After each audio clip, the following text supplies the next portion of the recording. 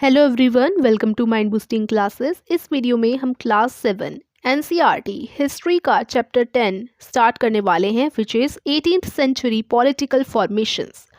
तो शुरू करते हैं इस चैप्टर को। उससे पहले अगर आपने हमारे चैनल को सब्सक्राइब नहीं किया so please do subscribe and press the bell icon. तो स्टार्टिंग में यहाँ दिया गया है चैप्टर के कि अगर आप मैप 1 और मैप 2 को क्लोजली देखोगे तो आप क्या पाओगे, बहुत सारे जो सिग्निफिकेंट हैपनिंग हो रही है ना सब कॉन्टिनेंट में during the first half of the 18th century. तो 18th सेंचुरी जब शुरुआत हुई थी 18th सेंचुरी की, तो क्या क्या चेंजेस आए थे सब कॉन्टिनेंट में। इंडियन सब कॉन्टिनेंट में कौन कौन से? इंडियन सब कॉन्टिनेंट में हमारा इंडिया आता है, पाकिस्तान, भूटान, बांग्लादेश और श्रीलंका, ठीक है, मालदीव्स, ये सारे के सारे जो हैं, नेपाल, ये सब कॉन्टिनेंट में आते हैं इंडियन सब कॉन्टिनेंट में। तो अब आपको नोटिस करना है कि मुगल एम्पायर की जो how the boundaries of the Mughal empire were reshaped by the emergence of a number of independent kingdoms. By 1765, notice how another power, the British, had successfully grabbed major chunks of the territory in eastern India. तो यहाँ पर basically क्या है कि अगर आप map 1 में यहाँ पर देखें तो मैप 1 में आप क्या देखेंगे कि जो मुगल एम्पायर है वो कितना फैला हुआ था, ठीक है, 1700 में। ओके, उसके बाद 18th सेंचुरी तक आते आते जो है आप यहाँ पर पाओगे कि जो ब्रिटिश है, अंग्रेज जो हैं, उनका कंट्रोल आ गया था मिड 18th सेंचुरी में। देखो ये जो हमारा जो बंगाल वाला ईस्टर्न इंडिया का पार्ट है और यहाँ पर जो ऑरेंज कलर में है, यहाँ पर ब्रिटिश ने अपना जो है कंट्रोल कर लिया था। तो ये मैप्स हमें क्या बताते हैं कि 18th सेंचुरी में आते आते क्या हुआ था कि मुगल एम्पायर जो है वीक हो गया था। मराठास, राजपूत, ये सारे आ गए थे, अवध वगैरह। तो मतलब यही है कि 18th सेंचुरी में मुगल एम्पायर वीक होते जा रहा था। तो इस चैप्टर में हम यही पढ़ने वाले हैं कि कैसे न्यू पॉलिटिकल ग्रुप्स आते हैं सब कॉन्टिनेंट में 18th सेंचुरी के फर्स्ट हाफ में। रफली हम पढ़ने वाले 1707 से, क्योंकि हमने जो है चैप्टर 4 में जाना था मुगल एम्पायर के बारे में। तो 1707 जो औरंगज़ेब थे, जब उनकी डेथ हुई थी 1707 में, तो औरंगज़ेब जो थे हमारे लास्ट पावरफुल मुगल एम्पायर थे, है ना। तो मतलब औरंगज़ेब ही पावरफुल रहे थे, उसके बाद जो उनके सक्सेसर्स आए थे ना वो उतने पावरफुल नहीं रहे थे। इनके बाद जो बने हमारे वो उतने पावरफुल नहीं थे और उनका कंट्रोल भी उतना अच्छा नहीं था, तो इसलिए मुगल एम्पायर बाद में बहुत वीक हो गया था, ठीक है। तो 1707 से हम कहाँ तक पढ़ने वाले? 1761 जब पानीपत का थर्ड बैटल हुआ था, तीसरी लड़ाई हुई थी पानीपत की। तो यहाँ तक हम लोग पढ़ेंगे रफली from 707 when Aurangzeb died till the third battle of Panipat in 1761। तो अब आगे आता है the crisis of the empire and the later Mughals. तो चैप्टर 4 में हमने देखा कि कैसे मुगल एम्पायर इतनी ऊंचाई पर पहुंच गया था सक्सेस की, उसके बाद में जो है वो धीरे धीरे गिरता गया और वीक पड़ गया था। 17th सेंचुरी, मतलब जब 17th सेंचुरी का एंड चल रहा था लगभग, 18th सेंचुरी में तो बहुत ज़्यादा वीक हो गया था। तो कैसे? These were caused by a number of factors. किस वजह से हुआ? बहुत सारे फैक्टर्स की वजह से हुआ। पहले जो एम्पायर औरंगजेब थे ना, had depleted the military and financial resources of his empire by fighting a long war in the Deccan. तो डेक्कन का जो रीजन आता है, डेक्कन के रीजन में उन्होंने बहुत ज़्यादा जो है लड़ाइयाँ लड़ी थी औरंगजेब ने, ठीक है। और फिर क्या हुआ, इसी वजह से जो मिलिट्री और फाइनेंशियल रिसोर्सेज थे वो कम हो गए थे। तो उनके पास ज़्यादा मिलिट्री के मतलब जो हथियार हैं वो भी नहीं थे और फाइनेंशियली भी काफ़ी डिप्लेट हो गया था। तो उसके जितने भी सक्सेसेस आए ना औरंगजेब के बाद, the efficiency of the imperial administration broke down. It become increasingly difficult for the little Mughal empires to keep a check on their powerful mansabdar. अब आगे देखो, फाइनेंशियली भी वो वीक हो गए थे और उसके बाद जो मनसबदार होते हैं उन पे भी, मतलब उनसे भी उनका लॉस, जैसे मनसबदार उन्हें टैक्स नहीं देते थे, तो मतलब मनसबदार पावरफुल बनते जा रहे थे। मनसबदार, सूबेदार, इनके बारे में हमने पढ़ा था चैप्टर 4 में। तो वो पावरफुल बनते जा रहे थे। मुगल एम्पायर जो औरंगजेब के बाद, मैं बता रही हूँ औरंगजेब के बाद जो आए, क्योंकि औरंगजेब पावरफुल लास्ट जो थे एम्पायर थे, उसके बाद जितने भी आए उनसे हम कह सकते हैं मतलब तब वीक होने लगा था मुगल एम्पायर। तो फिर मनसबदार भी पावरफुल होते जा रहे थे। नोबल्स जो थे, नोबल्स अपॉइंटेड एज गवर्नर, सूबेदार often control the offices of revenue and military administration, Deewani and फौजदारी एज वेल। जो सूबेदार थे वो कंट्रोल करते थे दीवानी और मतलब ऑफिसेज, जो रेवेन्यू के ऑफिसेज होते हैं, जो मिलिट्री एडमिनिस्ट्रेशन होता है, उन्हें सूबेदार कंट्रोल करते थे, तो उनके पास भी पावर आती जा रही थी। This gave them extraordinary political, economic and military powers over vast regions of the Mughal empire. ठीक है, तो सूबेदार के पास पॉलिटिकली, इकोनॉमिक और मिलिट्री पावर्स आती जा रही थी। तो गवर्नर्स जो थे ना, उन्होंने कंट्रोल कर लिया था। और ये मान सकते हो जो सूबेदार और मनसबदार थे वो ज़्यादा पावरफुल हो गए थे, वो इनको टैक्स पे नहीं कर रहे थे और ये सब हो रहा था। इसी वजह से मुगल एम्पायर वीक होते जा रहे थे। ठीक है, peasant and zamindari rebellions in many parts of northern and western India added to these problems. अब जो किसान थे और ज़मींदार थे, उन्होंने भी बहुत सारी जो है जंग बोल सकते हो, विद्रोह बोल सकते हो, विद्रोह किए, क्योंकि टैक्स बढ़ने लगा था, तो इसलिए उन्होंने भी विद्रोह करने शुरू करे जो ज़मींदार थे और जो किसान थे। These revolts were sometimes caused by the pressures of mounting tax. वही बोला गया है कि टैक्स बढ़ रहे थे, तो वो इसलिए उन्होंने विद्रोह किए। At other times they were attempts by powerful chieftains to consolidate their own position. अब जो चीफ्टेंस थे, यानी जो लोकल एरिया के टैक्स कलेक्ट किया करते थे, जो लीडर थे लोकल एरियाज़ के, हम कह सकते हैं उन्हें चीफ्टेंस बोलते हैं। तो जो पावरफुल चीफ्टेंस, जो पावरफुल लोग थे, वो भी इन्हें टैक्स नहीं दे रहे थे। तो इसी वजह से क्या हुआ, वो भी अपनी जो है पोजीशन को बढ़ाना चाह रहे थे और सब पावरफुल हो रहे थे, बस मुगल एम्पायर वीक हो रहे थे, इसी वजह से सब पावरफुल हो रहे थे। तो Mughal authority had been challenged by rebellious groups in the past as well, but these groups were now able to seize the economic resources of the region to consolidate their positions. तो अब ये सारे, वही बोला गया है, अपनी पोजिशन बढ़ा रहे थे। The Mughal emperors after Aurangzeb were unable to arrest the gradual shifting of political and economic authority into the hands of provisional governors, local chieftains and other groups. अब क्या हुआ, आगे औरंगजेब के बाद जितने भी मुगल एम्पायर आए, उनसे ये मतलब जो पॉलिटिकल और इकोनॉमिक अथॉरिटी है वो अच्छे से नहीं संभली, और फिर वो जो है गवर्नर, लोकल चीफ्टन और सूबेदार, मनसबदार, यही पावरफुल होते गए। और मुगल मतलब औरंगजेब के बाद जितने भी एम्पायर्स थे वो काफ़ी वीक पड़ गए। फिर है rich harvest and empty coffers. इसका मतलब जो हार्वेस्ट तो अच्छी होती थी, ठीक है, मतलब वो अच्छी क्रॉप्स उगाते थे किसान, लेकिन राजा के पास तो कोई कर या फिर टैक्स जा ही नहीं पाता था, तो उसके बारे में ही ये लिखा गया है। ठीक है, उसके बाद आगे, in the mid of this economic and political crisis, the ruler of Iran, Nadir Shah, sacked and plundered the city of Delhi in 1739 and took away immense amounts of wealth। तो फिर क्या हुआ, ऐसे ही जब पॉलिटिकल और economic crisis चल रहा था, देखो मतलब अब मुगल एम्पायर के पास बिल्कुल भी पैसा नहीं बचा था और वो बहुत वीक हो गई थी। तो इसमें जो रूलर थे ईरान के, जिनका नाम है नादिर शाह, ठीक है, जिनका नाम था नादिर शाह, ईरान के ये रूलर थे। इन्होंने क्या किया, दिल्ली को जो है 1739 में दिल्ली में से, मतलब दिल्ली को लूट लिया, आप कह सकते हो, मतलब यही है सैक्ट एंड प्लंडर, दिल्ली को पूरा लूट लिया। ठीक है, और बहुत सारा पैसा दिल्ली से ले गए। और this invention was followed by a series of plundering raids. अब ऐसे ही रेड बढ़ती रही और मतलब लूटा जाने लगा। अफगान के रूलर अहमद शाह अब्दाली, जिन्होंने नॉर्थ इंडिया को 5 बार लूटा था, 1748 और 1769, 1748 से 1761 के बीच में 5 टाइम्स इन्होंने क्या किया, जो है रेड वगैरह लगाई और बहुत सारा ये पैसा लेकर के चले गए थे नॉर्थ इंडिया से। कौन, अफगान के रूलर अहमद शाह अब्दाली।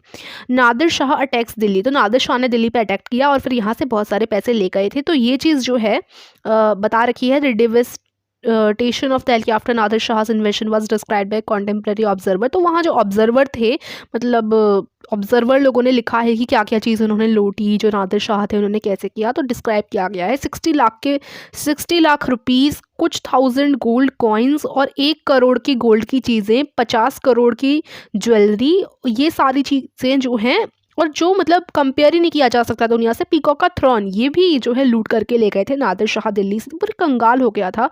ठीक है, another account describe the invasion effect upon Delhi. तो ये बता रखा है कि कैसे, इसमें यही है कि जो पहले बहुत अमीर हुआ करते थे दिल्ली में, अब वो उन लोगों के पास कुछ नहीं बचा था, क्योंकि ये नादिर शाह जो है, ये नादिर शाह की एक पिक्चर दे रखी है यहाँ पर, ये पूरी दिल्ली को एकदम कंगाल करके चले गए थे। उसके बाद जो लोग मतलब वेल्दी हुआ करते थे, जिनके पास पैसा हुआ करता था, अब वो भिखारी बन चुके थे। और जो लोग, अब तो मतलब लोगों के पास कपड़े भी नहीं बचे थे। ठीक है, और पहले जो गरीब हुआ करते थे, अब उनके पास पीने का पानी भी नहीं था। शाहजहानाबाद जो नई सिटी थी, वो भी एकदम क्या हो गई थी, खाली हो गई थी। तो जो नादिर शाह थी उन्होंने ऐसा अटैक किया था और ऐसा वो लूट कर करके ले गए थे कि कुछ भी नहीं बचा था दिल्ली में। और बहुत सारा प्रेशर भी आ रहा था इस हर साइड से। तो एम्पायर तो इतना वीक हो गया था। Competition amongst different groups of nobles. Nobles कौन होते हैं? जो पावरफुल लोग होते हैं। ये मुगल एम्पायर के अंडर ही काम करते हैं नोबल्स, ठीक है। अब नोबल्स भी मुगल एम्पायर की बात नहीं सुनते थे और एकदम उनके मतलब एम्पायर तो बहुत वीक हो गया था। तो वो जो है नोबल्स जो थे दो ग्रुप में डिवाइड हो गए थे, ईरानीज और तुरानीज, ठीक है। तुरानीज तर्किश के जो नोबल्स हैं, ईरानीज यानी ईरान के डिसेंट, ठीक है। तो ईरानीज और तुरानीज इस दो मेजर ग्रुप में डिवाइड हो गए थे। कौन? नोबल्स। फिर जो है आगे काफ़ी लंबे समय तक जो मुग़ल एम्पायर्स थे वो एकदम कठपुतली बन गए थे। ईरानीज़ और तुरानीज़ जो नोबल्स थे ना वो भी पावरफुल हो गए थे इनसे, और नोबल्स की ही कुछ कठपुतली जो है ये बनकर के रह गए थे। इतनी बुरी कंडीशन आ गई थी मुग़ल एम्पायर्स की, ठीक है। और मतलब इतना ज़्यादा हो गया कि जो मुग़ल एम्पायर्स थे इसमें फ़ारुख सियार 1713 से 1719 एंड आलमगीर 1754 से 1759 वर असैसिनेटेड, मतलब इनको मार दिया गया नोबल्स के द्वारा। और जो अहमद शाह थे मुग़ल एम्पायर और शाह आलम थे, इनको तो अंधा कर दिया था नोबल्स ने, इन्हीं के नोबल्स ने। तो अब नोबल्स इनके खिलाफ मतलब इनके लॉयल नहीं रहे थे, ठीक है। इतने ये लोग वीक हो गए थे। अब आता है emergence of new states. With the decline in the authority of the Mughal emperors, the governors of large provinces, Subedar and the great Zamindar, consolidated their authority in different parts of the subcontinent. तो इसमें यही बोला गया है कि अब जो governors थे और जो सूबेदार वगैरह थे, ज़मींदार थे, यही पावरफुल होते जा रहे थे और यही जो है डिफरेंट पार्ट्स में अपना कब्जा किए जा रहे थे। और 18th सेंचुरी में जो मुग़ल एम्पायर था वो काफ़ी मतलब टुकड़ों में टूट गया था, ठीक है, मुग़ल एम्पायर। ब्रॉडली अगर हम देखें तो जो 18th सेंचुरी के स्टेट्स हैं वो 3 ओवरलैपिंग ग्रुप्स में डिवाइड हो सकते हैं। जैसे first states that were old Mughal provinces like Awadh, Bengal and Hyderabad.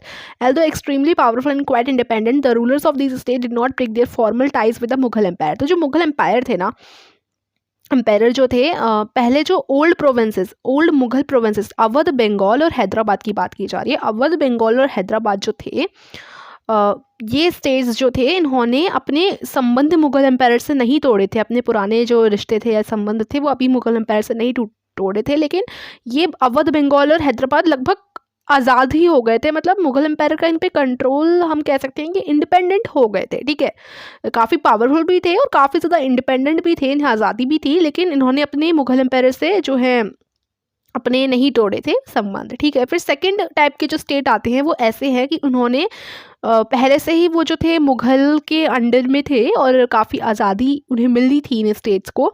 इन्हें वतन जागीर हम कहते हैं, एज वतन जागीर। These included several Rajput principalities जैसे जयपुर वगैरह हो गया। तो ये जो स्टेट्स थे काफ़ी ज़्यादा इंडिपेंडेंट थे, ठीक है। और तीसरे टाइप के ऐसे भी स्टेट है जिनमें मराठा, सिख और दूसरे other like the Jat, these were of differing sizes and had seized their independence from the Mughals after a long drawn armed struggle. तो देखो मराठा, सिख, जाट ये सब तो अलग ही हो गए थे मुगल से। इन्होंने तो पूरी तरीके से मुगल से इंडिपेंडेंट हो गए थे। इन्होंने बहुत सारा स्ट्रगल किया, उसके बाद ये मुगल से एकदम अलग हो गए और कुछ स्टेट्स मराठा, सिख और जाट के कंट्रोल में थे, ठीक है। तो हमने क्या क्या जाना, जो अवध, बंगाल और हैदराबाद थे ये इंडिपेंडेंट थे, लेकिन उन्होंने मुग़ल एम्पायर के साथ अभी भी अपने जो फॉर्मल टाइज है नहीं तोड़े थे। कुछ स्टेट्स ऐसे थे जो इंडिपेंडेंट हो चुके थे, उनसे वो मुग़ल से एकदम इंडिपेंडेंट थे, वतन जागीर, जिसमें कुछ राजपूत प्रिंसिपैलिटीज़ भी आती हैं, ठीक है, आती थी। उसके बाद तीसरे टाइप के ऐसे स्टेट थे जो कि बिल्कुल ही अलग थे, मुग़ल एम्पायर से एकदम अलग हो गए थे। मराठा, सिख और जाट का उन पर कब्जा था, कंट्रोल था, ठीक है। ये थे 3 टाइप के स्टेट। अब ओल्ड मुग़ल प्रोविंसेस इसके बारे में बात करते हैं। तो जो स्टेट्स थे ना मुग़ल जो कि एकदम अलग हो गए थे, मुग़ल प्रोविंसेस थे 18th सेंचुरी में। जैसे मुग़ल एम्पायर वीक हो गया तो क्या हुआ कि जैसे देखो मुग़ल ने जो है अपने जो नोबल्स होते हैं, नोबल्स यानी उनके ऑफिसर्स जो होते हैं वो मुग़ल के अंडर ही काम करते हैं। वो मुग़ल्स जो हैं कुछ स्टेट अपने नोबल्स को दे देते थे कि उनका आपको ध्यान रखना है टैक्स वगैरह का। तो अवध, बंगाल और हैदराबाद थे जो उनके नोबल्स के कंट्रोल में ही थे, ठीक है। तो ये जो 3 स्टेट थे अवध, बंगाल और हैदराबाद, फिर जैसे मुग़ल एम्पायर वीक हो गया तो नोबल्स ने ही अपने इन 3 स्टेट पे जो उन्हें दिए गए थे उन पे कब्जा कर लिया, ठीक है। तो अब वो मुग़ल एम्पायर के नहीं रहे थे, अवध, बंगाल और हैदराबाद अलग हो गए थे। ये जो तीनों स्टेट थे ये मुग़ल नोबेलिटी के, मैंने जैसे आपको बताया कि नोबल्स के ही थे। तो सादत खान अवध के थे, फाउंडर हम कह सकते हैं, मतलब नोबल और सादत खान, और मुर्शिद कुली खान बंगाल के, और असफ जहाँ हैदराबाद के। ठीक है, इन तीनों ने ही ये जो है एक तरीके से कब्जा कर ही लिया था, कंट्रोल ले लिया था बंगाल, अवध और हैदराबाद पे। ठीक है, इन्हीं का कंट्रोल हो रखा था। तो इन्होंने बड़ी मनसबदारी पोजीशन, काफ़ी हाई पे पहुंच गए थे, और एम्पायर्स को भी इन पे भरोसा था।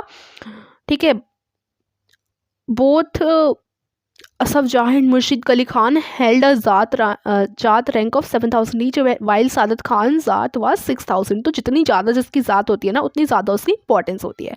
ठीक है, ज़ात क्या होता है बेसिकली? ज़ात का मतलब है, हमने चैप्टर में 4 में भी पढ़ा था इसके बारे में, ज़ात जो है मनसबदार की रैंक होती है, और जितनी बड़ी, जितनी ज़्यादा उनकी रैंक होगी ना, उतना ज़्यादा ही उनका इम्पोर्टेंस होगा। ठीक है, जितनी ज़्यादा मतलब उतना ज़्यादा ही उनका इम्पोर्टेंस होगा मुगल मतलब उनमें। तो ज़ात का मतलब आप रैंक मान लो, स्टेटस मान लो, मतलब जितनी ज़्यादा उनकी रैंक उतनी ज़्यादा उनकी इंपॉर्टेंस। ठीक है, तो जो असफ शाह और मुर्शिद कुली खान थे, उनकी तो ज़ात 7,000 की थी दोनों की, और सादत खान की जो ज़ात थी वो थी 6,000 की।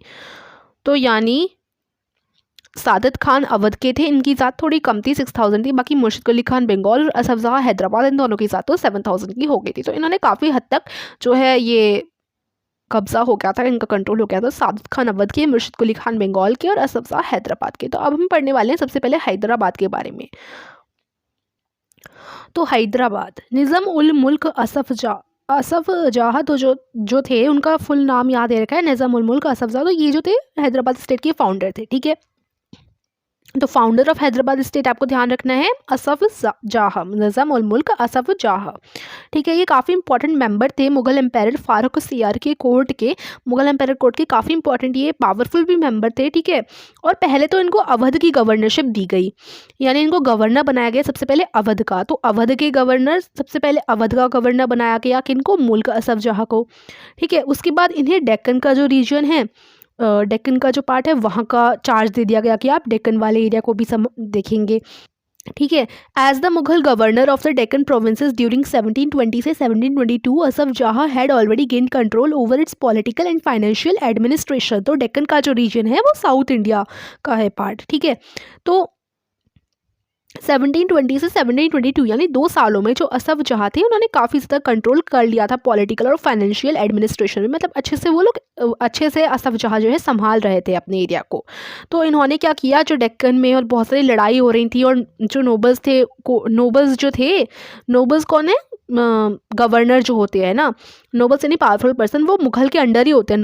मुगल जो है गवर्नर होते, मतलब मुगल गवर्नर के तौर पे नोबल्स को अपॉइंट करते हैं। तो देखो इसमें क्या है कि बहुत सारी लड़ाइयाँ वगैरह चल रही थी, तो इसी का फ़ायदा उठाते हुए जो असफ जहाँ हैं, उन्होंने पावर अपने हाथों में ही ले ली, और वो रीजन के एक्चुअल रूलर बन गए। तो ऐसा हुआ था कि जैसे जो मुगल एम्पायर हैं, उन्होंने जो स्टेट है हैदराबाद, उसका गवर्नर उन्हें बनाया था, मतलब जो डेक्कन वाला रीजन है उसका गवर्नर अपॉइंट किया था। गवर्नर मतलब टैक्स वगैरह लेना, ये सारी चीज़ें का ध्यान रखना, गवर्नर के तौर पे ये नोबल थे, इनको अपॉइंट किया था। ठीक है, जो मुगल एम्पायर उन्होंने, फिर धीरे धीरे क्या हुआ, ये एक्चुअल रूलर ही बन गए इस एरिया के। ठीक है, मतलब राजा ही बन गए एक तरीके से।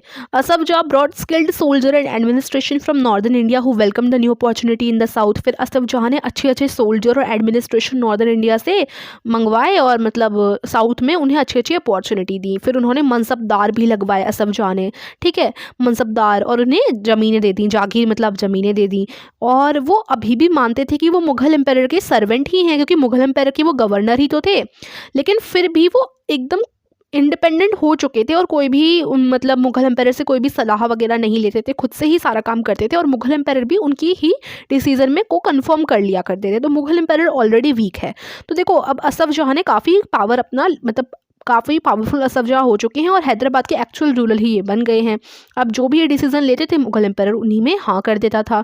तो इस तरीके से कह सकते हो कि असफ जहाँ ही फाउंडर बन गए हैदराबाद के। ठीक है, तो यही है जो स्टेट था हैदराबाद का, वो कंस्टेंटली जो है मतलब मराठास से भी इन्होंने लड़ाई करी थी, वेस्ट के जो मराठास थे, और जो नायक थे प्लेट्यू रीजन के, उनसे भी ये कंस्टेंटली लड़ाई कर रहे थे। ठीक है, हैदराबाद वाला state. The ambitions of Nizam ul Mulk Asaf Jah to control the rich textile producing areas of the Coromandel coast. Coromandel जो कोस्ट है वो है कोरोमंडल कोस्ट को भी ये अपनाना चाहते थे, मतलब चाहते थे कि कोरोमंडल कोस्ट पे भी इनका कंट्रोल हो जाए। कौन? असफ जहाँ ये चाह रहे थे कि इस कोस्ट पे भी उनका कंट्रोल हो जाए, ठीक है, क्योंकि यहाँ पर प्रोड्यूसिंग काफ़ी अच्छी होती थी, रिच टेक्सटाइल प्रोड्यूसिंग एरिया था ये कोरामंडल कोस्ट, और ये ब्रिटिश की नज़रों में भी था, ब्रिटिश भी इस पे कब्जा कर रहे थे, ठीक है, ब्रिटिश काफ़ी पावरफुल होते जा रहे थे इस रीजन में। जैसे हमने अभी स्टार्टिंग में जब ये चैप्टर शुरू किया था तो एक मैप आया था, देखो ये होता है, ये है कोरामंडल कोस्ट वाला एरिया, ठीक है, मतलब ये वाला पार्ट, ओके। तो अब यहाँ पर कब्जा करना चाह रहे थे कौन? असफ जहाँ, ठीक है, लेकिन यहाँ पर तो ब्रिटिश का ऑलरेडी कंट्रोल था, ठीक है, तो ये चीज़ यहाँ बता रखी है। तो इनका हमें नाम याद रखना है, निज़ाम उल मुल्क असफ जहाँ, ये जो फाउंडर थे हैदराबाद स्टेट के थे। अब इनकी आर्मी के बारे में बताया गया है कि इनकी आर्मी में 400 एलिफेंट्स की सवारी थी, कुछ 1000 हॉर्समैन थे, और near his person who receive upward 100 rupees nominal pay and are extremely well mounted and richly caparison. तो यही बता रखा है कि वो काफ़ी ज़्यादा स्किल्ड थे, ऐसा कुछ, ठीक है। तो इसे आप, इसमें यही है कि इनकी जो आर्मी थी उसमें 400 जो थे एलिफेंट्स थे, काफ़ी 1000 हॉर्समैन थे, ये चीज़। अब अवध स्टेट आता है। अभी हमने देखो 3 स्टेट पढ़े थे, हैदराबाद, अवध और बंगाल। तो अब हर एक स्टेट के बारे में हम डीपली पढ़ने वाले हैं।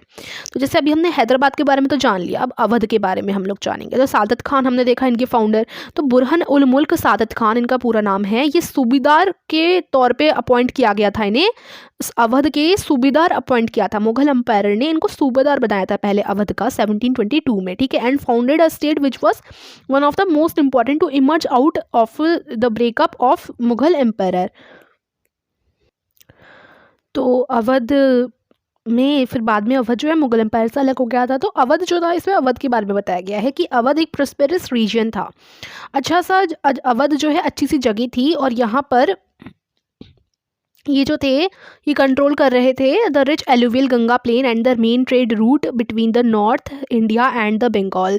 तो गंगा की जो प्लेन है उससे भी मतलब ये अवध इस जगह पर पड़ता था, और जो नॉर्थ इंडिया और बंगाल के बीच में ट्रेड का रास्ता है उसमें ये अवध पड़ता था। तो Burhan al Mulk also held office of subadari, diwani and faujdari. तो उन्हें जो है वो क्या करते थे, अपने ये जो सादत खान है, बुरहन उल मुल्क सादत खान, ये अपनी जो अवध का एरिया है उसका सूबेदारी, दीवानी और फौजदारी तीनों चीज़ संभालते थे, ठीक है। इस अगर हम दूसरे शब्दों में कहें तो पॉलिटिकल, फाइनेंशियल और मिलिट्री अफेयर्स सारा ये जो अवध का था यही संभाला करते थे, कि पॉलिटिकली और फाइनेंशियल पैसों के मामले में और मिलिट्री आर्मी वगैरह के मामले में ये सब पूरा अपने अवध का देखा करते थे। तो एक तरीके से फाउंडर ही हो गए थे बाद में ये। तो फाउंडर ऑफ अवध कौन है? बुरहन उल मुल्क सादत खान, ठीक है, ये उनकी पिक्चर दे रखी है। तो देखिए पहले क्या हुआ, इन्हें सिर्फ अपॉइंट किया गया था मुगलों के द्वारा, फिर क्या हुआ, धीरे धीरे ये मुगलों से अलग होने लगे और फिर फाउंडर ही बन गए अपने पूरे स्टेट के, ठीक है। तो बुरहन उल मुल्क ने क्या किया, उन्होंने सोचा कि अब भाई मुगलों का ये जो इन्फ्लुएंस है ना अवध से थोड़ा हटाना पड़ेगा, जिससे मैं ही पूरे अवध का राजा बन जाऊं या मैं ही पूरे अवध का नवाब बन जाऊं, इस तरीके से ये सोचने लगे थे। तो मुगल का इन्फ्लुएंस हटाने के लिए इन्होंने क्या किया, जो जागीरदार मुगलों के द्वारा लगाए गए थे, जागीरदार मतलब जागीर होता है अपना लैंड, ठीक है, जागीर होती है ज़मीन, और जागीरदार ज़मीन के ऑनर, ठीक है। तो जो मुगलों के द्वारा जागीरदार लगाए गए थे उनको इन्होंने हटा दिया, ठीक है, बुरहान उल मुल्क ने, सादत खान ने उनको हटा दिया, ठीक है। और फिर क्या किया, उन्होंने जागीर भी हटानी शुरू कर दी और अपने खुद के सर्वेंट लगाने लगे, ठीक है, अपनी खुद की ज़मीनें और अपने खुद के ही ऐसे सर्वेंट जो सादत खान के लॉयल हों वो लगाने लगे और मुगलों के हटाने लगे। तो ये बेसिकली क्या करने की कोशिश कर रहे हैं कि मुगलों को हटाने की कोशिश कर रहे हैं। अवध के रीजन्स थे, जो मुगलों का इन्फ्लुएंस है कि मुगलों का जो प्रभाव है वो अवध पे कम पड़े और यही पूरे अवध को कंट्रोल करने लग जाए। तो जागीरदार का मतलब जागीरदार कैसे ढंग से अपनी ज़मीनों का टैक्स वगैरह इकट्ठा कर रहे हैं और सब कुछ सही हो रहा है, इसके लिए अच्छी तरीके से मैनेज किया जाता था सब कुछ। He seized a number of Rajput zamindaris and the agriculturally fertile lands of Afghans of Rohilkhand. तो इन्होंने काफ़ी राजपूत ज़मींदारों के लैंड को और जो अफगान थे रोहिलखंड के उनके लैंड को भी अपने कब्जे में लिया। तो यही बताया गया है। उसके बाद जो स्टेट है ना वो किस पे डिपेंड करता था, local bankers and mahajans for loans.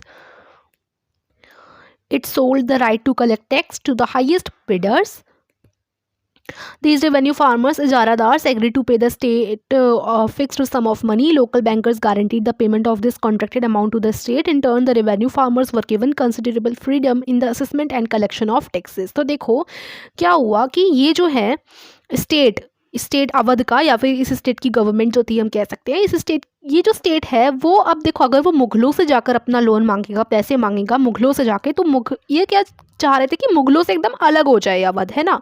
तो इन्होंने क्या किया, अपने स्टेट को अलग करने के लिए ये जो है लोन या पैसे लेने के लिए जो है महाजन के पास जाने लगे, यानी जो लोकल बैंकर होते हैं। महाजन कौन है? महाजन ऐसे लोग होते हैं जो आपको मनी लेंडर, इनको आप बोलते हैं मनी लेंडर, मतलब जो आपको पैसे, ठीक है, पैसे देंगे, उधार देंगे, ठीक है, उन्हें महाजन बोलते हैं। तो ये अब मुगलों के पास या जमींदारों के पास पैसे मांगने से अच्छा मतलब नहीं जाते थे, ये महाजन से जो है लोन लिया करते थे, उधार लिया करते थे पैसों का। तो अब देखो अब क्या होता था कि फिर क्या हुआ, रेवेन्यू फार्मर्स की बात करी जा रही है कि रेवेन्यू फार्मर्स कौन थे। अब जैसे कोई लैंड है, ठीक है, ये जो लैंड है, पहले तो जागीरें हुआ करती थी, जो मुगल हैं जागीर को जागीरदार जो अपॉइंट करते थे, फिर वो जागीरदार ही उस जागीर का टैक्स वगैरह खुद लिया करता था, मतलब टैक्स वगैरह ले सकता था। लेकिन उन्होंने क्या किया अपने स्टेट में कि जो भी एक लैंड है यहाँ नीलामी शुरू कर दी, मतलब बोली लगाना, जैसे जो सबसे ज़्यादा इस लैंड को पाने के लिए पैसे देगा, स्टेट को जो सबसे ज़्यादा पैसे देगा इस लैंड को पाने के लिए, उसी की ये लैंड हो जाएगी। जैसे किसी ने कुछ बोला, कुछ पैसे बोले, फिर उससे ज़्यादा किसी और ने बोले, फिर जिसने सबसे ज़्यादा बोली जो लगाते हैं ना, तो जिसने सबसे ज़्यादा पैसे बोले फिर उसको ये लैंड मिल जाती थी, ठीक है। तो उसने स्टेट को पैसे दे दिए और अब ये ज़मीन ले ली। अब ज़मीन लेने के बाद ये रेंट पे ली है, यानी कुछ समय के लिए ये ज़मीन उसको मिल गई। अब वो इस ज़मीन से अपनी आराम से अपना टैक्स ले सकता है, और जितना भी टैक्स लेना चाहे, जितना भी टैक्स वो इस ज़मीन से लेना चाहे आराम से वो ले सकता है, ठीक है। तो ये चीज़ है। अब ये रेवेन्यू फार्मर्स इनको बोला जाता था, या इजारादार्स बोला जाता था। कौन थे रेवेन्यू फार्मर्स? जो ज़मीन को ज़्यादा पैसे देकर, फिक्स्ड अमाउंट ऑफ मनी, यानी बहुत ज़्यादा पैसे देकर बोली लगाई जाती थी, ठीक है, और जो सबसे ज़्यादा पैसे देकर इस ज़मीन को खरीद लेता है रेंट पर, वो होते हैं रेवेन्यू फार्मर। फिर जो रेवेन्यू फार्मर हैं वो ईजिली अपनी ज़मीन से टैक्स ले लिया करते थे, जितना टैक्स, मतलब फिर वो टैक्स अपने हिसाब से लेते रहेंगे, ये चीज़ें हैं, ठीक है। तो लोकल जो बैंकर थे वो एकदम कॉन्ट्रैक्ट बनाया करते थे कि हाँ, कि आप इतना पैसे ज़रूर देंगे स्टेट को, ठीक है, और फिर आपको ये जो है लैंड मिल जाएगी। तो यही चीज़ बोला गया है। In turn the revenue farmers were, फिर बदले में जो रेवेन्यू फार्मर्स हैं वो पैसे दे करके उस लैंड को ले लेंगे, और फिर उन्हें पूरी आज़ादी है, वो कुछ भी करें उधर, अच्छे से अपना टैक्स लें, कलेक्ट करें, ठीक है।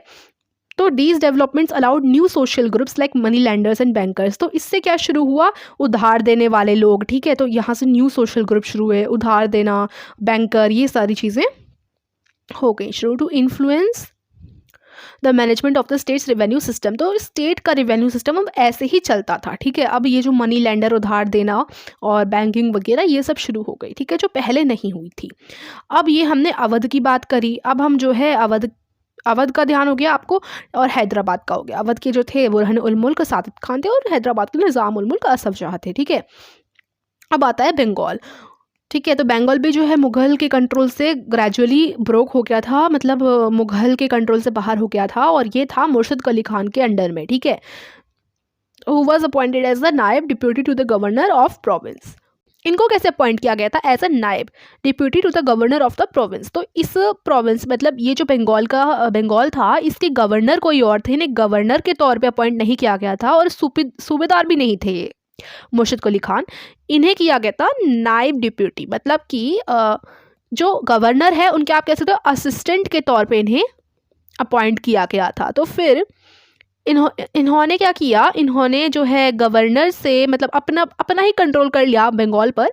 मुर्शिद अली खान ने काफ़ी क्विकली सारी की सारी पावर जो है गवर्नर की ले ली, और खुद के हाथों में ही ले ली, ठीक है।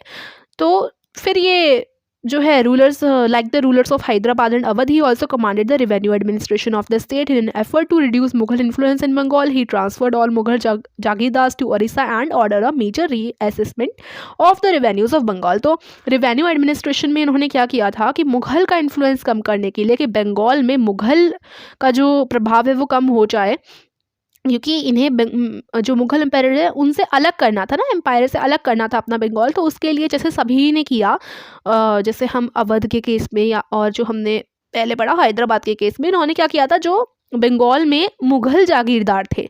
जागीरदार यानी जो लैंड के ओनर हैं, मुगल जागीरदारों को ओडिशा में ट्रांसफ़र करवा दिया था, ठीक है। मतलब अपने बंगाल से हटाकर ओडिशा में उनका ट्रांसफ़र करवा दिया था और फिर रेवेन्यूज़ ऑफ बंगाल का रीअसेसमेंट किया था कि दोबारा से देखा जाए कि किस तरीके से अच्छे से बंगाल का किस तरीके से रेवेन्यू कलेक्ट हो रहा है, ये सब। और रेवेन्यू में भी इन्होंने चेंज क्या लाया कि अब रेवेन्यू जो है कलेक्ट किया जाएगा कैश में, ठीक है।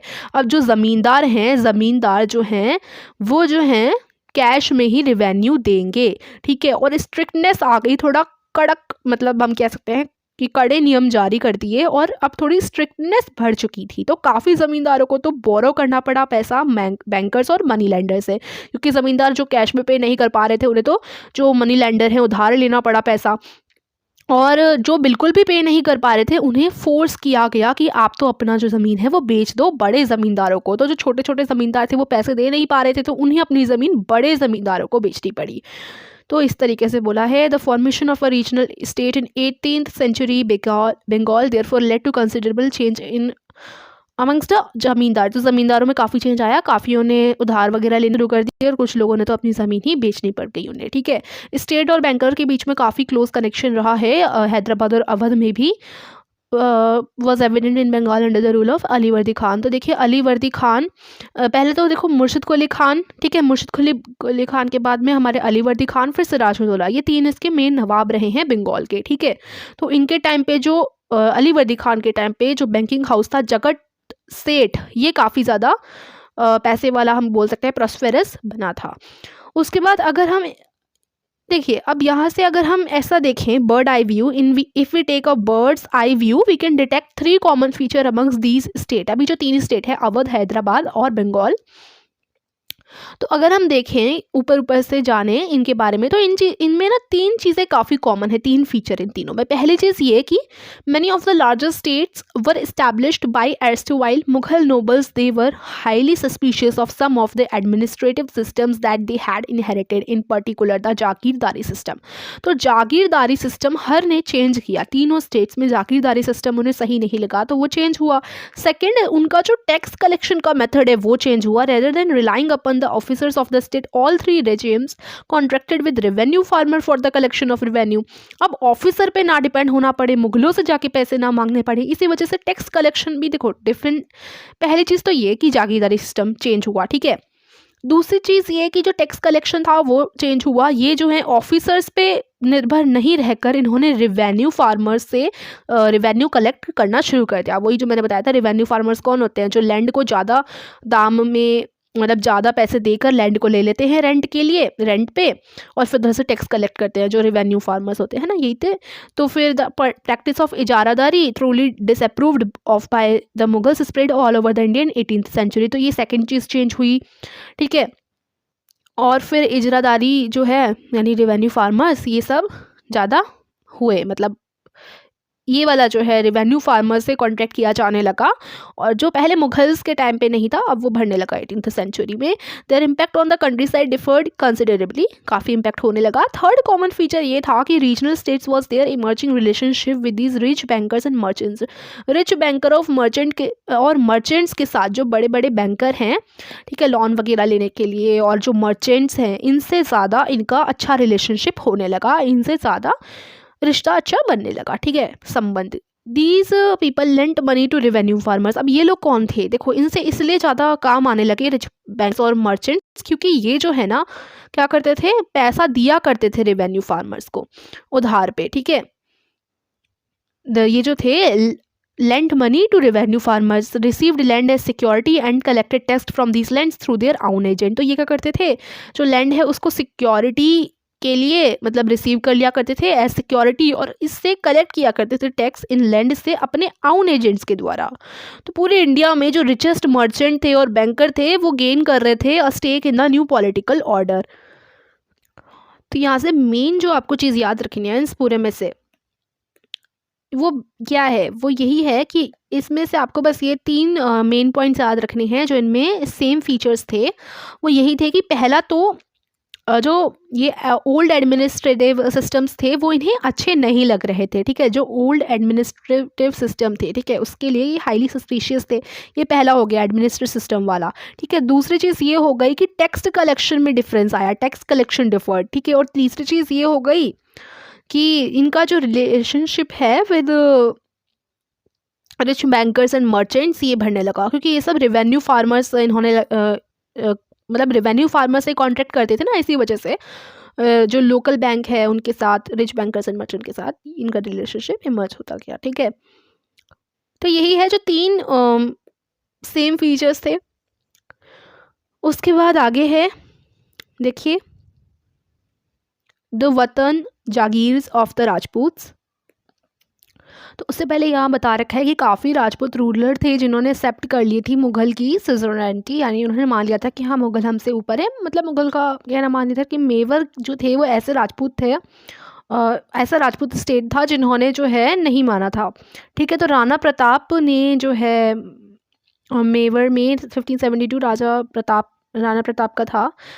मतलब राणा प्रताप ने क्या किया था, उदयपुर का में भी उनका कंट्रोल था और मेवाड़ का भी काफ़ी लार्ज पार्ट उनके अंडर था, ठीक है।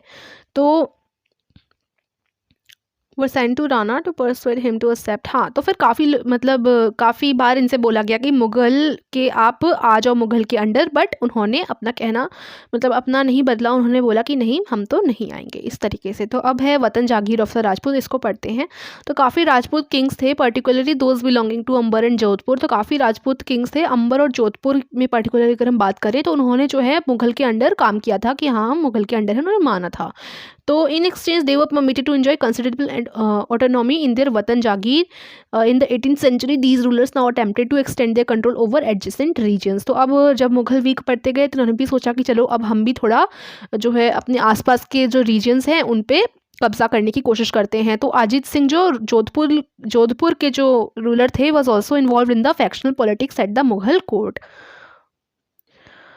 तो फिर जो अजीत सिंह है वो जोधपुर के रूलर थे, वे भी इसमें इन्वॉल्व थे, इस तरीके से बताया गया है। तो इसमें बस यही कहा है कि जो ये वाली था ना कि in exchange they were permitted to enjoy considerable autonomy in their watan jagir यानी उनकी जो ज़मीन है वहाँ पर वो अपना इंडिपेंडेंट होकर के अपना कंट्रोल उनका था अपने एरिया में, है ना, यही बोला गया है। और जो इन्फ्लुएंशियल राजपूत फैमिलीज थी claim the सूबेदारी of the rich provinces of Gujarat and Malwa. जो रिच जगह थी गुजरात और मालवा, उन्होंने जो राजपूत फैमिलीज थी उन्होंने बोला कि हमें इनकी सूबेदारी दे दी जाए गुजरात और मालवा की, हमें इनका ऑफिसर बना दिया जाए।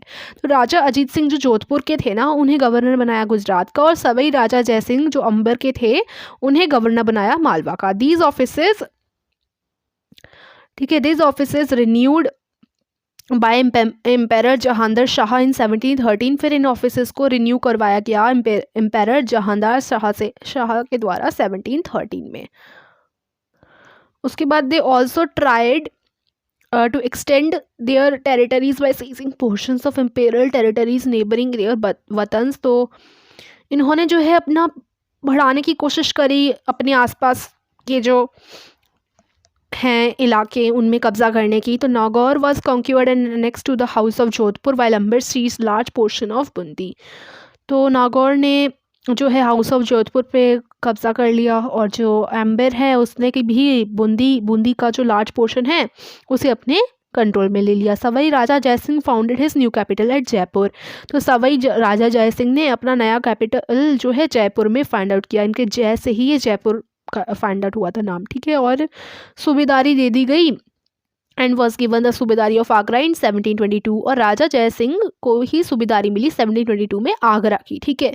तो Maratha campaigns into Rajasthan from the 1740s put severe pressure on these principalities and check their further expansion. अब राजपूतों का ना आगे अपना कंट्रोल करना दूसरे एरियाज पे थोड़ा मुश्किल हो रहा था, क्योंकि मराठा ने भी इधर राजस्थान की तरफ जो है अटैक कर दिया था, तो उनसे भी इनकी लड़ाई चल रही थी इसी वजह से। फिर यहाँ क्या बोला गया है, देखिए, काफ़ी राजपूत चीफ्टेंस थे। काफ़ी राजपूतों ने क्या किया था कि जो टॉप है ना, जैसे ये हिल यानी हिल के जो टॉप्स होते हैं ऊंचाई पर अपना सेंटर बनाना शुरू कर दिया था, किले बनाना शुरू कर दिया था, और अच्छे से इनको मतलब कोई अंदर जा ना पाए, काफ़ी फोर्टिफिकेशंस थी, मतलब अच्छे से इसको कवर किया गया था। लंबी लंबी मतलब बड़ी बड़ी दीवारें लगाई गई थी, जैसे ये है तो आगे इतनी बड़ी बड़ी दीवारें लगाई गई थी, मतलब अच्छे से इसको बनाया गया था जिससे कोई भी ऐसे अंदर अटैक ना कर सके या आ ना सके। फिर यहाँ यही बोला गया है कि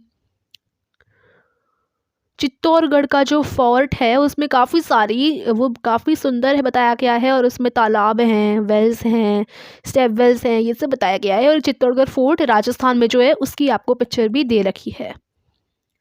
फिर राजा जयसिंह के बारे में बताया गया है कि जो राजा जयसिंह थे उनके बारे में 70 मतलब डिस्क्रिप्शन दिया गया है। राजा जयसिंह जो थे वो काफ़ी ज़्यादा पावरफुल थे, और वो गवर्नर थे आगरा के, 12 साल तक गवर्नर रहे। जैसे यहाँ ऊपर था कि सूबेदारी ऑफ आगरा मिली थी 1722 में, तो 12 साल तक उधर के गवर्नर रहे, और मालवा के 5 से 6 साल तक ये गवर्नर रहे थे। ठीक है, उन्होंने काफ़ी ज़्यादा लंबी बड़ी आर्मी मतलब बना ली थी, और उनके पास काफ़ी पैसा भी था, और उन्होंने दिल्ली से लेकर बैंक ऑफ नर्मदा तक अपना जो है मतलब कंट्रोल कर लिया था। जंतर मंतर जयपुर में जो है उसके बारे में बताया गया है कि जो सवाई जयसिंह थे, जो अम्बेर के राजा थे, इन्होंने जो है ये बनवाया था दिल्ली में, जयपुर, उज्जैन, मथुरा और वाराणसी में इन्होंने काफ़ी बिल्डिंग्स बनाई थी। जंतर मंतर के नाम से भी जाना जाता है, और इसमें काफ़ी ज़्यादा इंस्ट्रूमेंट्स भी हैं जिससे आप हेवनली बॉडीज़ को स्टडी कर सकते हो। तो यही है कि सवाई जयसिंह ने ही जंतर मंतर, जो अम्बेर के राजा हैं, इन्होंने बनवाया था। ठीक है, उसके बाद यहाँ पर आपको मेहरानगढ़ फोर्ट जोधपुर में जो है उसकी तस्वीर दे रखी है। तो ये राजपूतों के बारे में था हमारा पूरा पोर्शन। अब हमारा आता है सीजिंग इंडिपेंडेंस। तो सीजिंग इंडिपेंडेंस में सबसे पहले हम लोग सिक्स की बात करेंगे।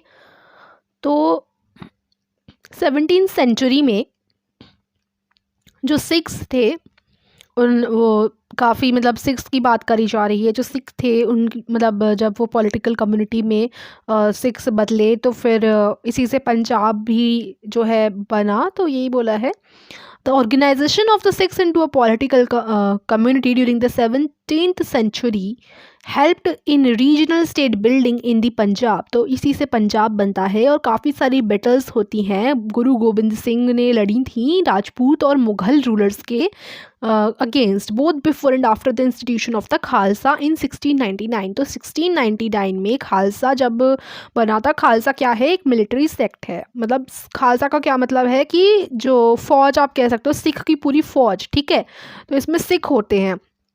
और तो खालसा जब 1699 में बनाया गया था इनके द्वारा, तो फिर मतलब इन्होंने काफ़ी सारी बैटल्स भी लड़ी थी, खालसा से पहले भी और खालसा के बाद भी। ठीक है, तो कब बना खालसा, 1699 में, ध्यान रखना। तो गुरु गोबिंद सिंह ने किसके खिलाफ लड़ी, राजपूत और मुग़ल रूलर्स के खिलाफ, और उनकी जब डेथ हो गई 708 में, तो जो खालसा था उसने भी जंग छेड़ दी थी किसके अगेंस्ट, मुग़ल अथॉरिटी के अगेंस्ट, और बंदा बहादुर की लीडरशिप में ये लोग थे। तो देखो, तो क्या हुआ, गुरु गोबिंद सिंह खालसा इन्होंने बनाया 1699 में। ठीक है, तो फिर इन्होंने जो है राजपूतों और मुग़ल रूलर्स के खिलाफ जो है जंग छेड़ी। ठीक है, जंग की करी। उसके बाद जब इनकी डेथ हो गई 1708 में, जो खालसा पंथ था, खालसा जो था, उन्होंने जंग किसके खिलाफ करी, मुग़ल अथॉरिटी के खिलाफ जंग करी। और जो लीडर थे इसमें, जब ये खालसा ने जंग लड़ी थी after the death of Guru Gobind Singh इन 1708, और इन्होंने जंग लड़ी थी मुग़ल अथॉरिटी के खिलाफ, तो उनके जो लीडर थे उस समय वो बंदा बहादुर थे। ठीक है, तो उन्होंने जो है अपना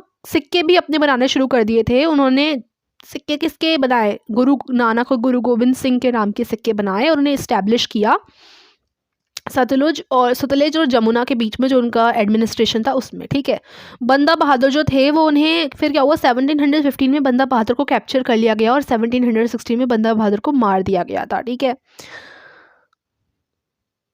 महाराजा रंजीत सिंह की स्वॉर्ड दिखा रखी है यहाँ पर। उसके बाद जो है जो काफ़ी सारे अच्छे अच्छे लीडर्स भी थे 18th सेंचुरी में। सिख ने क्या किया था, सिख ने अलग अलग बैंड्स में खुद को डिवाइड कर लिया था, जिनको जट्ठास बोलते हैं, और बाद में उन्हें मिसलस नाम दे दिया गया। तो उनकी जो एकदम फोर्सेस थी ना खालसा, ठीक है, जो मतलब उनकी फोर्सेस थी एकदम बड़ी आर्मी, उसको हम दल खालसा नाम से बोलते हैं। ठीक है, the entire body used to meet at Amritsar at the time of Baisakhi and Diwali to take collective decisions known as resolutions of the गुरुमतास।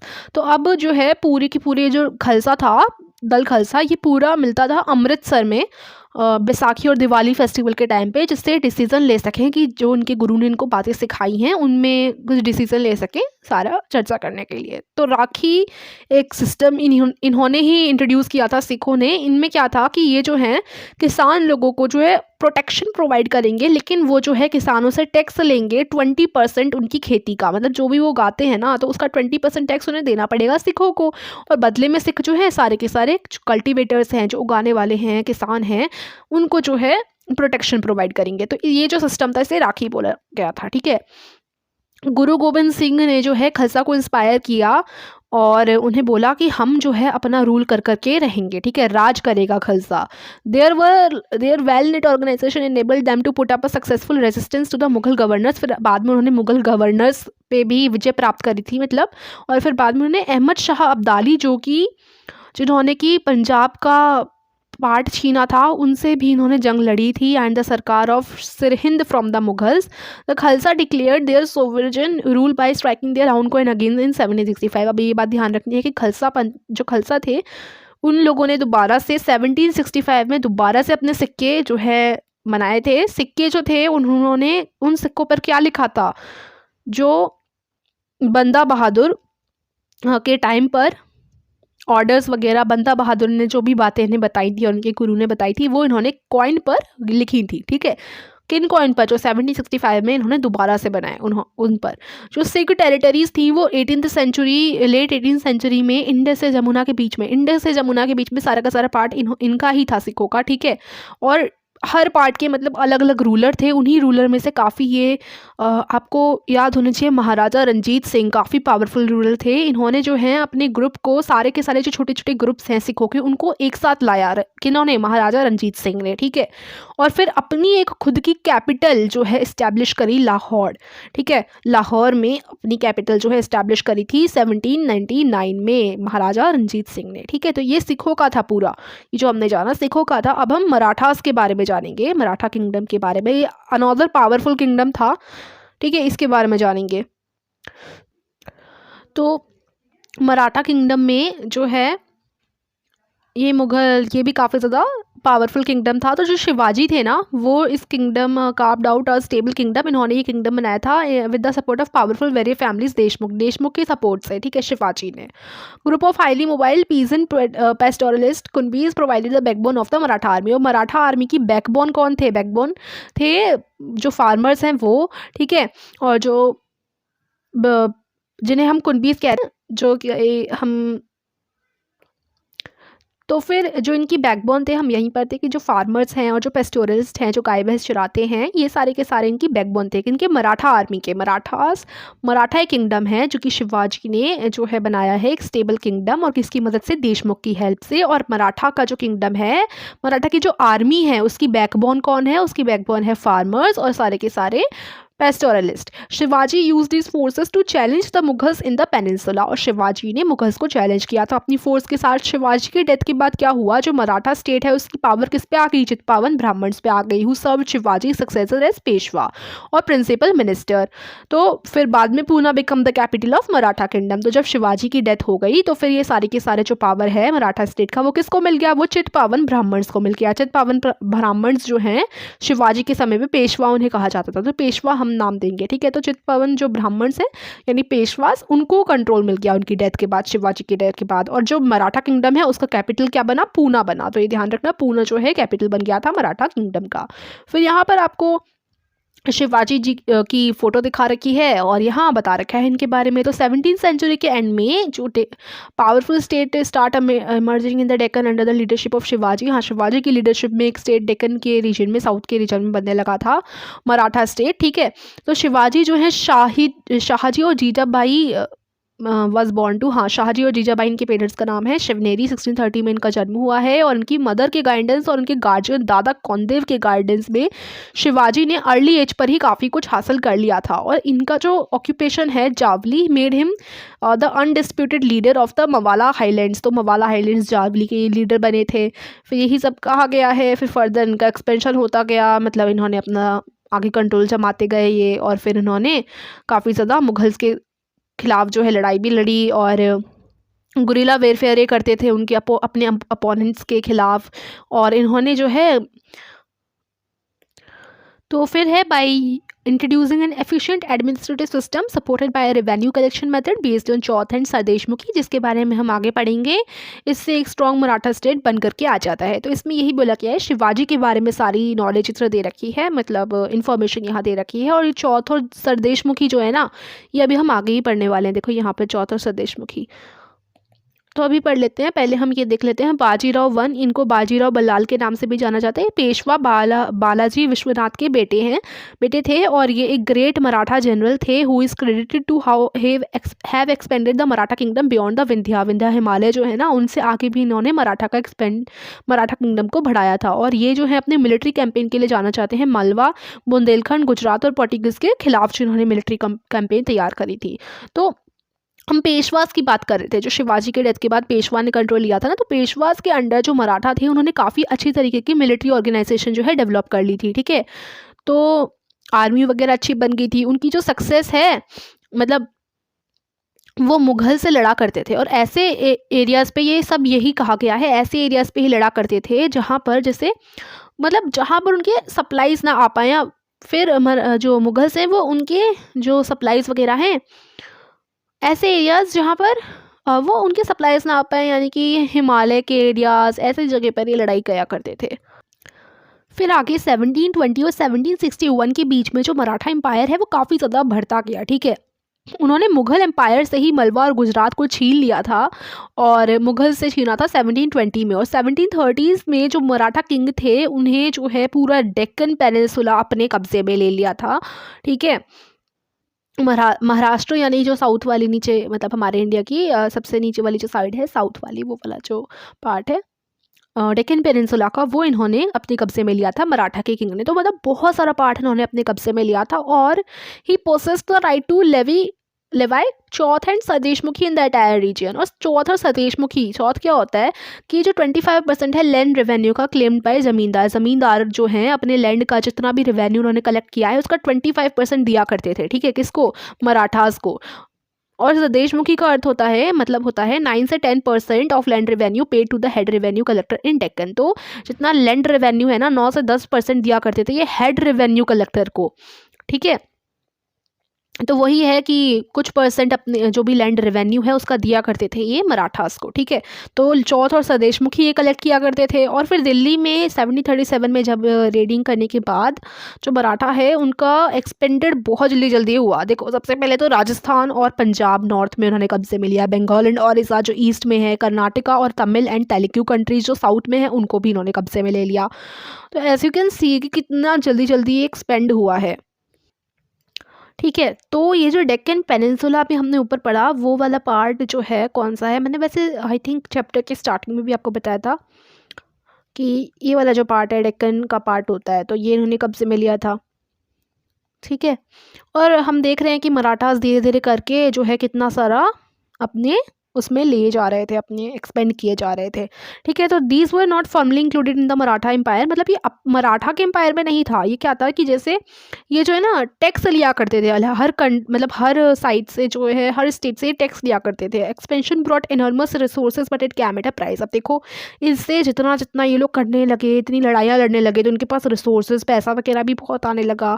These military campaigns also made other ruler hostile towards the Maratha. अब क्या हुआ, इतनी जंगें लड़ा करते थे तो दूसरे जिन rulers के इलाके उन्होंने कब्जे में ले लिया, अब वो रूलर्स तो इनसे चिढ़ा करते थे कि भाई ये इतनी लड़ाइयाँ लड़ते हैं ना, तो वो रूलर्स इनके खिलाफ हो गए मराठास के। तो क्या हुआ अब देखो, इसी वजह से जो थर्ड बैटल ऑफ पानीपत हुई थी 1761 में, उसमें कोई भी इनके जो है सपोर्ट में नहीं आया था।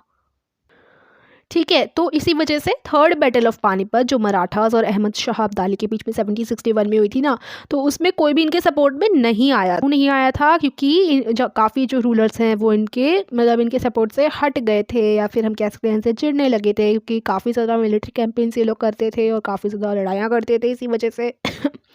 ठीक है, alongside endless military campaigns the Marathas developed an effective administrative system as well. फिर जो है इतनी सारी मिलिट्री कैंपेन्स के साथ साथ जो मराठास हैं उन्होंने एडमिनिस्ट्रेटिव सिस्टम भी काफ़ी अच्छा सा बनाया था। Once conquest had been completed and Maratha rule was secure, revenue demands were gradually introduced, taking local condition into account. तो यही है कि अब ये क्या करते थे, ये जो है रेवेन्यू उस हिसाब से लिया करते थे जिस तरीके से लोकल कंडीशंस हैं उस जगह की, और एग्रीकल्चर पे भी एग्रीकल्चर को बढ़ावा दिया गया, ठीक है। और दिस अलाउड मराठा चीफ सरदार, तो मराठा के जो चीफ हुआ करते थे, जो सरदार हुआ करते थे, जैसे सिंधिया ग्वालियर के हो गए, गायकवाड़ बरोड़ा के हो गए, और भोंसले नागपुर के हो गए, the resources to raise powerful armies. तो मराठा के जो चीफ्स होते हैं ना, सरदार जो होते हैं मराठा के, जैसे अलग अलग रीजन की अलग अलग स्ट्रॉन्ग फैमिलीज हुआ करती थी, जैसे ग्वालियर की सिंधिया, ठीक है, गायकवाड़ बरोड़ा की, और भोंसले जो है नागपुर की, ठीक है। तो इन लोगों ने क्या किया, काफ़ी ज़्यादा अच्छी आर्मीज़ भी बनाई, ठीक है, पावरफुल आर्मीज़ को रिसोर्सेज भी दिए।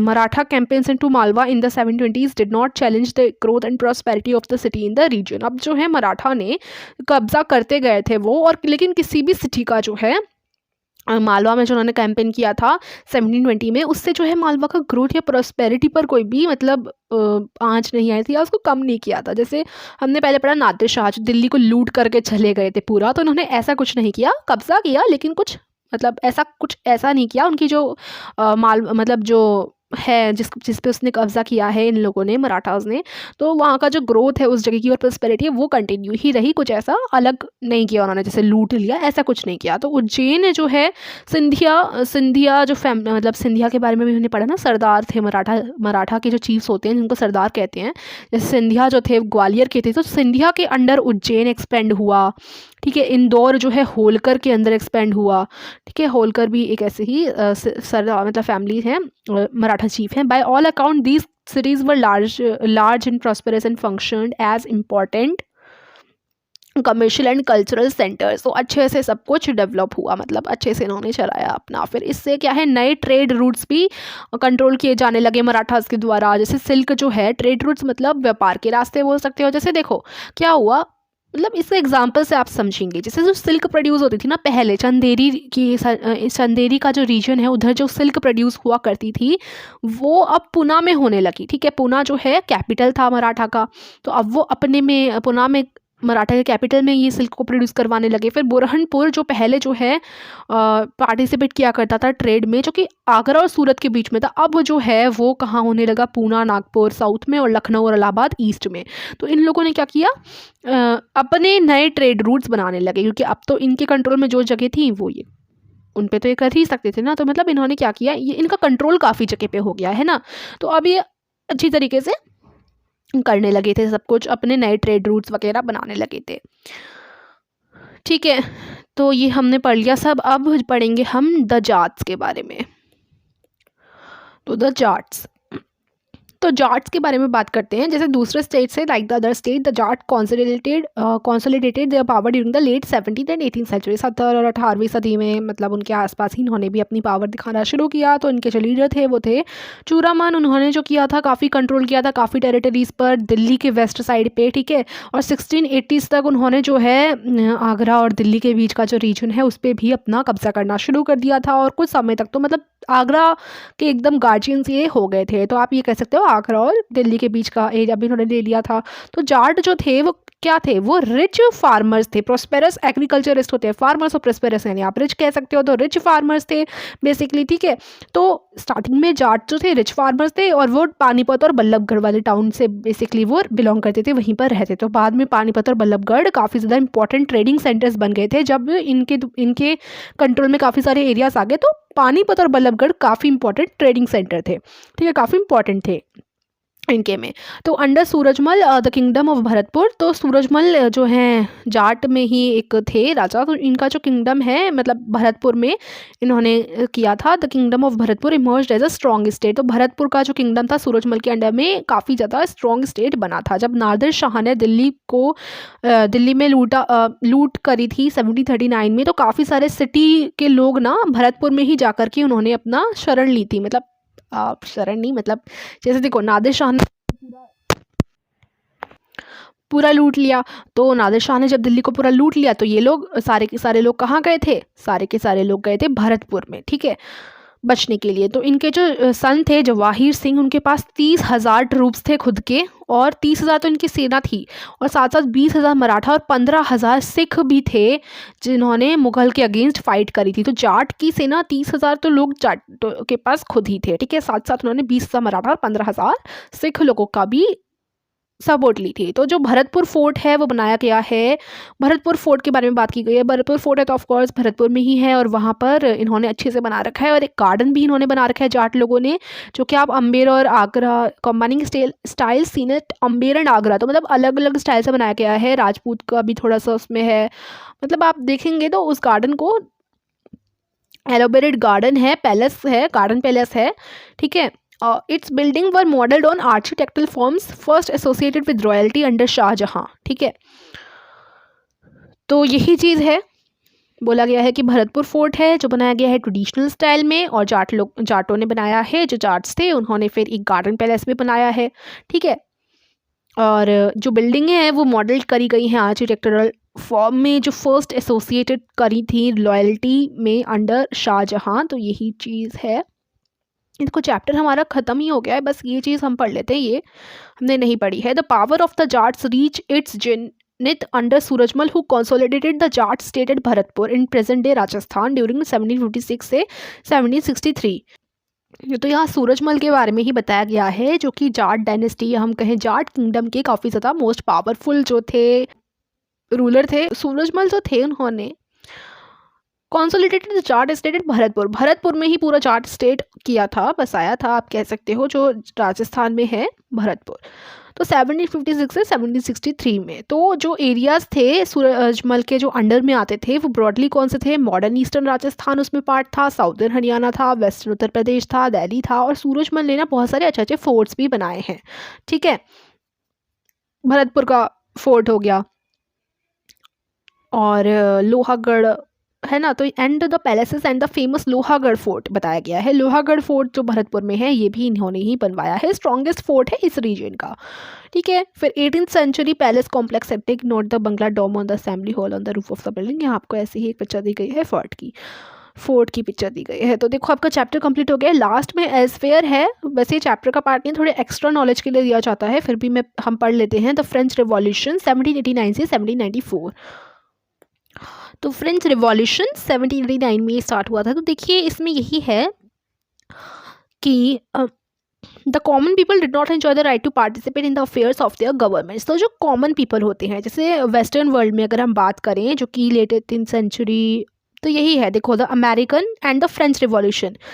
इसमें क्या था कि social and political privileges enjoy by the aristocrats. तो इसमें ये था कि जो मिडिल क्लास लोग होते हैं, जो फार्मर्स होते हैं, तो उनके साथ जो उन्हें जो राइट्स नहीं दिए जाते या फिर जो उनके साथ भेदभाव किया जाता है, तो उस चीज़ पर था कि जैसे फ्रेंच रिवॉल्यूशन में यही है कि the special rights enjoyed by the clergy and the nobility. They believe that no group in society should have privileges based on birth. तो उनका ये मानना था कि बर्थ के आधार पर जो फ़ायदे वगैरह मिलते हैं वो सब नहीं होने चाहिए, और जो सोशल पोजीशन है वो मेरिट पे डिपेंड होनी चाहिए। जो फिलोसफर्स थे फ्रेंच रिवॉल्यूशन की, उन्होंने सजेस्ट किया था कि इक्वल लॉज और अपॉर्चुनिटी सबके लिए होनी चाहिए, ठीक है।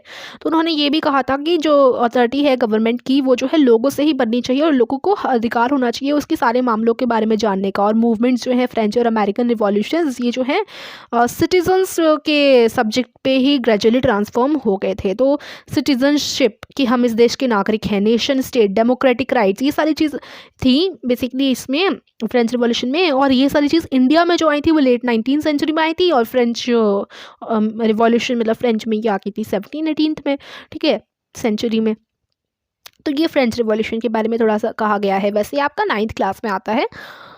और ये थोड़ा एक्स्ट्रा एल्सवेयर जो आपके बुक में लास्ट में दिया गया है, इसमें यह है कि ये जो 18th सेंचुरी है उसमें दुनिया में क्या चल रहा था वो चीज़ यहाँ बता रही है फ्रेंच रिवॉल्यूशन के बारे में एंड अमेरिकन रिवॉल्यूशन के बारे में। तो इसमें बेसिकली इक्वलिटी के लिए और अपने अधिकारों के लिए फ़ाइट करी थी, ठीक है। तो ये आपका चैप्टर कंप्लीट हो गया है, काफ़ी लॉन्ग चैप्टर था, बट आई होप आपको अच्छे से समझ आया होगा। लास्ट चैप्टर था आपकी बुक का। तो अगर ये वीडियो पसंद आई हो तो वीडियो को लाइक और चैनल को सब्सक्राइब करना मत भूलिएगा। Thank you for watching.